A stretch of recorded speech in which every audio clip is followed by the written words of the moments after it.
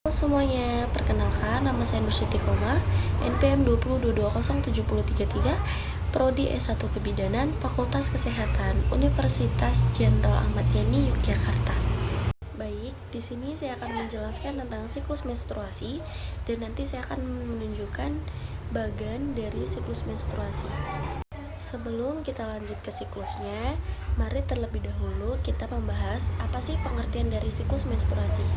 Menstruasi adalah pelepasan endometrium atau dinding rahim disertai perdarahan berulang setiap bulan. Dinding endometrium mengalami pelepasan karena sudah tidak dibutuhkan. Penebalan endometrium terjadi untuk mempersiapkan penempelan ovum yang telah dibuahi. Perdarahan umumnya berkisar 10 mili sampai dengan 80 mili per hari dengan kisaran rata-rata 35 mili. Baik, kita lanjut ke siklusnya ya. Di sini ada bagian tentang siklus menstruasi. Siklus menstruasi dibagi menjadi 4 fase. Yang fase pertama adalah menstruasi, kedua adalah praovulasi, ketiga ovulasi, dan keempat pasca ovulasi.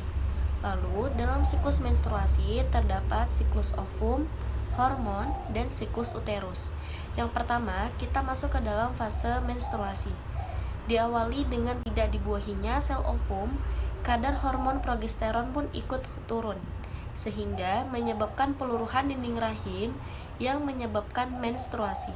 Dalam fase ini, FSH dan LH dibantu dengan hormon estrogen membantu mematangkan sel telur selanjutnya. Fase ini umumnya terjadi di antara 3 sampai dengan 7 hari dengan rata-rata 5 hari. Masuk ke fase kedua, yaitu praovulasi atau folikuler. Ketika ovum sudah matang, hormon FSH dan LH mengalami sedikit penurunan, sedangkan estrogen mengalami kenaikan. Seiring dengan naiknya hormon estrogen, dinding-dinding rahim pun mengalami penebalan. Kedua hal ini terus naik hingga ke tahap maksimal. Selanjutnya, masuk ke fase ketiga, fase ovulasi. Telah mencapai titik maksimalnya, hormon estrogen mulai menurun.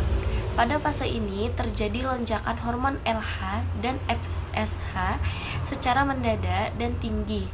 Hal ini menyebabkan folikel pecah dan mendorong ovum atau sel telur keluar dari ovarium.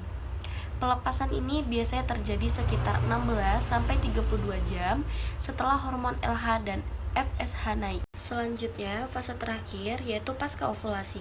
Setelah ovum terlepas, folikel yang ditinggalkan akan membentuk korpus luteum. Korpus luteum ini akan melepaskan hormon progesteron yang paling menyebabkan kenaikan suhu basal, yang menandakan tubuh sedang dalam masa subur. Setelah ovulasi hormon progesteron dibantu, hormon estrogen memiliki tugas untuk menahan dinding rahim atau endometrium.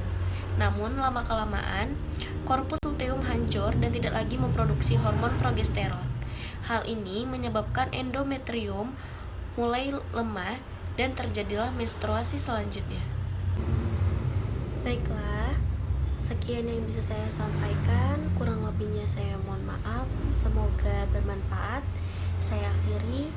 Wabillahi taufiq wal hidayah. Wassalamualaikum warahmatullahi wabarakatuh.